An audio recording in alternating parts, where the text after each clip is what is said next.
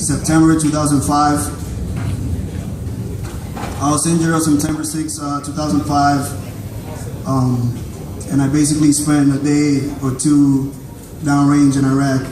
And then I came here, and I was only here for a day, so that tells you the amount of work that you guys put in. Within 3 days, I was back home in the United States, so that was pretty amazing. And seeing it all through my eyes, because I only knew Landstuhl from what everybody else had told me. I had never been here. When I came through here, I was comatose, so I did not know what this place was all about.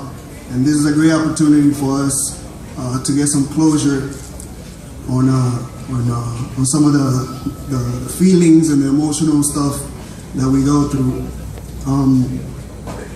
Just by coming on this trip, we found out many things. The Winter Warrior Project is great about getting all kinds of people together from all over the country.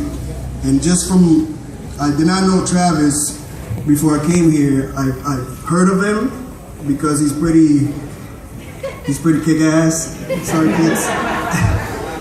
And I've seen his video when he did a Tough Mudder in his wheelchair, so that was pretty outstanding. But I did not know him, and come to find out, talking with him, we actually got blown up less than half a mile apart within a year from each other. And I know Roberto from Walter Reed. When I got to know him, he'll tell you his story later.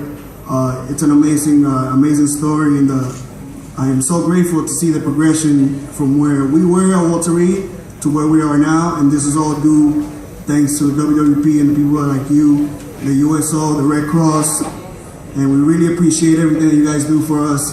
And I know I'm talking with my hands, and I'm not supposed to do that because I'm a soldier, but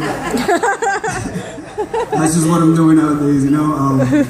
Since I got out, I've been working on music, and I've been able to set up several music studios in the Florida area with my partner Antonio. So we've been doing what we can in the memory of our friends who are no longer here with us, and that's why we do the things that we do.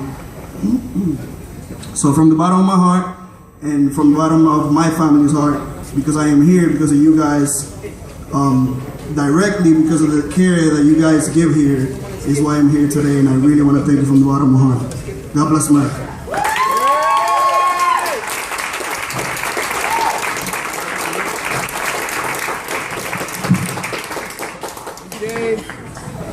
Hello, everybody. My name is Travis Strong, Staff Sergeant, U.S. Army. Joined back in 1997 and spent 11 years in the Army. Did 2 tours in Iraq, got injured my second tour in 2006, November 27th, in Baghdad, a northern part called Shula. So if there's any other infantry people anywhere, they might know where that's at. Like Lito said, we're actually blown up literally about half a mile from each other, so that's pretty crazy to find out. I was rushed to the cache there on FOB Liberty. From there, they got me stable. From there, I went to Blad, and then to here, and then back to the Estates. I don't really remember too much, except for right after the blast. When, I was probably conscious for a few minutes before I blacked out.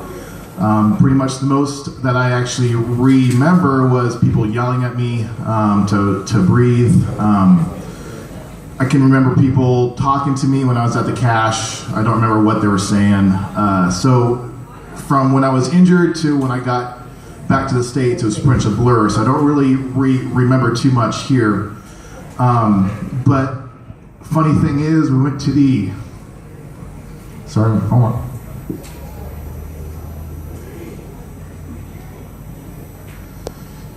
We went to the ICU, and I don't know what it's getting, but A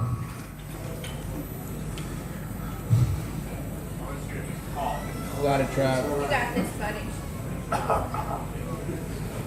okay. they had my name on the logbook, and so I was able to see that. And it was almost like, or kind of like a realization that I was here, which was pretty cool. But more than that, the civilian that was there, I don't know her name. You might know her. She's a German girl. I don't know who she is. I don't remember. But she was staring at me really like she knew me, and I kind of recognized her too. So I don't know if maybe I did know her, but she found my name pretty quick. So I mean, she must have knew who I was. But anyways, so that was pretty cool. I really want to thank everybody for what they do here. Without all of you guys, we wouldn't be here. You know what I mean? So.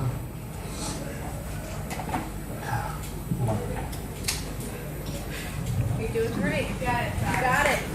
So,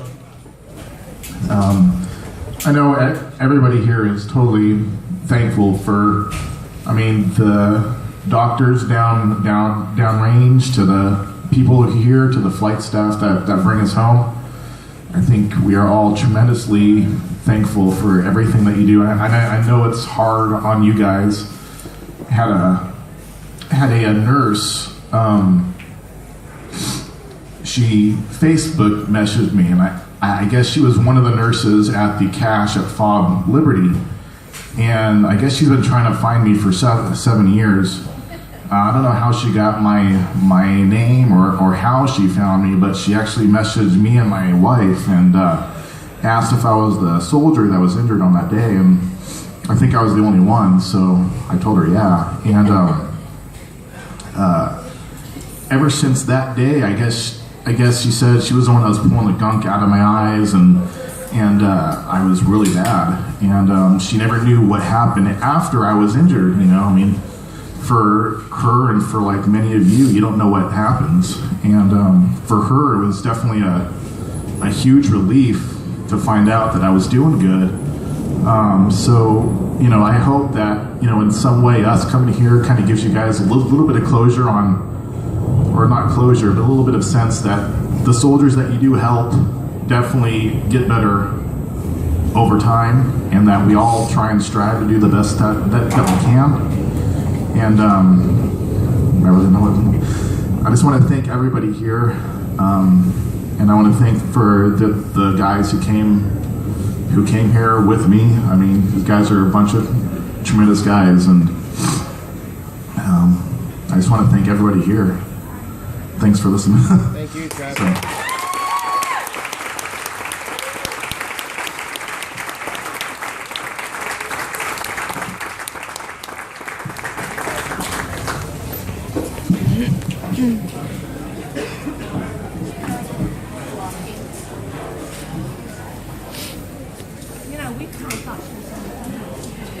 Hello, my name is James Craig Mile. I came through Landstuhl in June of 2003. I suffered an electrocution in Iraq. Tried to be a tough guy. Thought that I was going to be okay. A couple days went by and I wasn't getting any better. So I went to the aid station over there. At the time, at the initial set of the war, we didn't have all these FOBs and camps and liberties and everything that everybody's talking about now, so I can't relate to all the FOBs and everything, but I can relate to the cache that I went to. I was told that they couldn't take me up to a certain altitude due to my heart condition, that they had to stabilize me. And I stayed there for a couple of days. This is before I learned you guys are doing automated computer systems and everything now downrange, and everything was handwritten, so I went back and I looked at all my notes and read all my notes on everything that happened, and that's pretty much how I remember everything, because whenever they found out of my heart condition, they sedated me, flew me back here to Landstuhl. I stayed in Landstuhl for about 3 weeks before I was stabilized enough to go back to the States. I was fortunate enough that I never had to go to Walter Reed. But after talking to the staff here, coming back, I realized how important it was for you guys to take care of us, because had you guys not been there for us to stabilize us going in these high altitudes, there could have been somebody bleeding out, or I could have had congestive heart failure or went into a heart attack. I since then have learned, whenever I came back over, I was on a litter carry. We weren't able to see the planes or anything, but from what I remember, we were stacked on top of each other in the back of a plane whenever we were medevac back. And my most memorable moment was in a litter carry whenever I was laid down and they had injected me with whatever to put me to sleep to stabilize me, and leaning up and I see all of my fellow soldiers in their caskets, and that going back with those guys that didn't make it made me realize how fortunate that I was for the injury that I had. And looking at Lito and Roberto and Travis here, realizing how even more fortunate that I am, and how fortunate all of us are because of you guys that are here. Probably the most memorable moment was like what Travis said, seeing his name in the book over there, and your staff and personnel that knew Travis. I don't think that there was anybody here that whenever I came through, but just to know that you guys are here helping us and helping the other soldiers that are living. I know that our success rate is tremendously higher than what it was in Vietnam in years past with wars, because of you guys that are helping us out here. So I want to tell everybody thank you from my half. Thank you to the Wounded Warrior Project. If it wasn't for the Wounded Warrior Project and your organization, we wouldn't be able to come back here to tell you guys thank you as well. So thank you guys very much.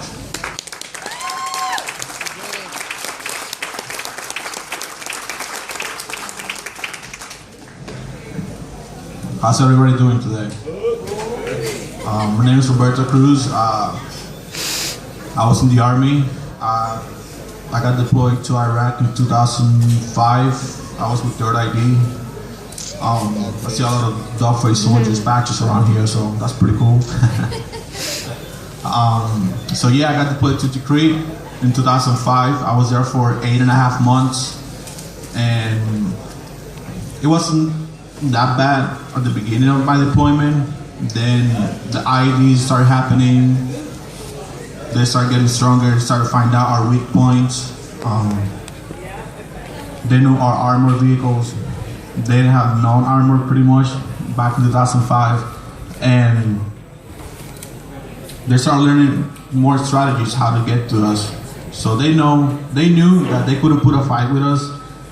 And one day, you know, me being an infantry guy, we was always patrolling, doing raids, and doing a lot of stuff outside of the wire. And the day that I was on base, August 14 of 2005, I was doing a tower guard. I got hit by a sniper, and the bullet hit me on my left arm. But 3 seconds after I got hurt, I didn't know what happened. I fell on my back.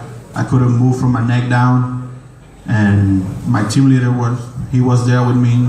He was CLS qualified, so it was pretty cool because he pretty much saved my life and stopped the bleeding and called the medic. And like 20 to 25 minutes passed, but I couldn't still move from my neck down, so I started getting worried. I asked him if the bullet came out. He said no, he didn't see any exit wound. And I know that was some serious business for me. And I thought I was gonna die there. So next thing I remember was hitting the helicopter. And we knew that when you hear the medevac coming, you're gonna get medevac. It's only 2 things. You're either dead or you're about to. And I started getting really scared. They said, you're gonna be all right. You know, it's a tiny bullet hole. It's gonna take a few days and you're gonna be back here with us. So, couldn't breathe anymore. I blacked out.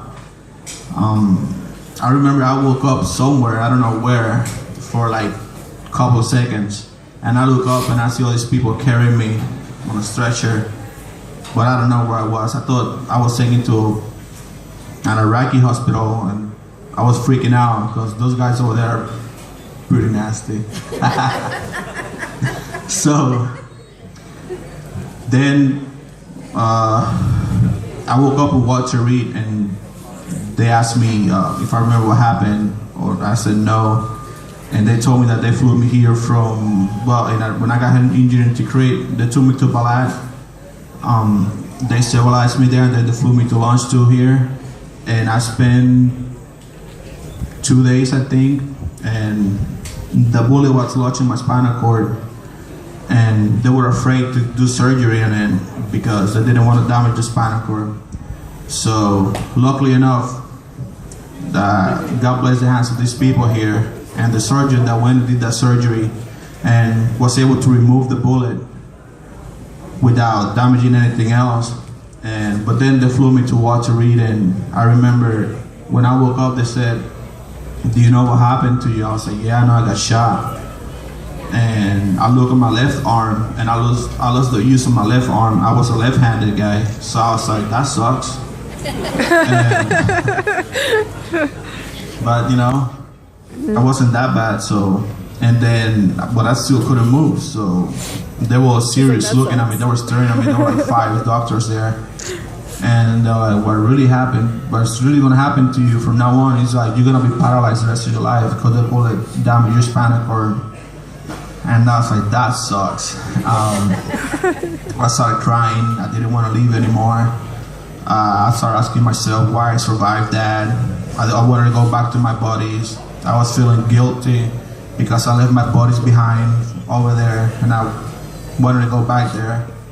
And I knew I wasn't going to be a soldier anymore. And that really hurt me because I was proud to wear that uniform every day with that US flag on my right shoulder. And I said to myself, you're an infantry guy. You know how to do this, you know, get up, you know, and do your best, the best you can. And it took me a year and a half, and I finally was able to start walking again with a walker. But I had that faith and that never quit mentality that we all have. Not only the infantry guys do, but everybody else do. And that helped me a lot. I had a great family support. I remember, you know, when you get deployed, you guys go there with your full gear, all the equipment you need. But when you get medevac, they send you back home butt-ass naked. And I didn't have anything to wear, you know, and I was concerned about that. And if it wasn't for the Red Cross and the Wounded Warrior Project that came to the bedside and brought me a backpack with shirt, shorts, underwear, and all the personal hygiene stuff. So I will never forget that stuff. So I want to say thank you for doing that for us over there. And it took me a year and a half. Then they sent me to Tampa Bay for rehab, and I spent for like 6 more months there till I was sent back to Walter Reed. I got medically discharged, and right now I'm just happy to be alive. And when I came here, when I got injured in 2005, I remember every night there was like from 5 to 10 guys coming in injured from theater, going to Iraq. Going to Walter Reed, and coming here this week and being able to visit the ICU folks there and seeing all those empty beds, it makes me really happy, and it makes me feel that we all did a great job over there, and we're doing a great job, and you guys are doing a great job. So that's something that I feel peace with myself, and I know all these guys feel the same way. So it's a good feeling. Now I can't run, but I can walk pretty good. I can ride a bicycle, and believe it or not, I'm from Puerto Rico. I mean, there's no snow over there, so now next month I'm supposed to go to a race camp in Oregon State, so try to make a team to the Paralympic development team. So that's pretty outstanding for me, so I'm happy about that. I'm excited. So say thank you for everybody, for the volunteers here, being here, taking the time to be part of this, and all the soldiers, airmen, sailors, Marines here. So I want to say thank you, and God bless America.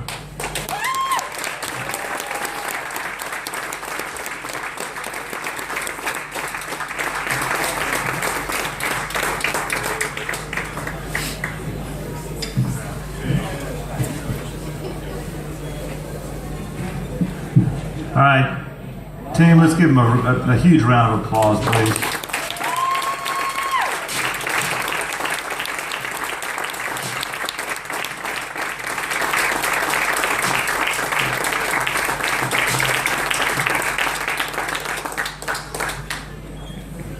Thank you, guys.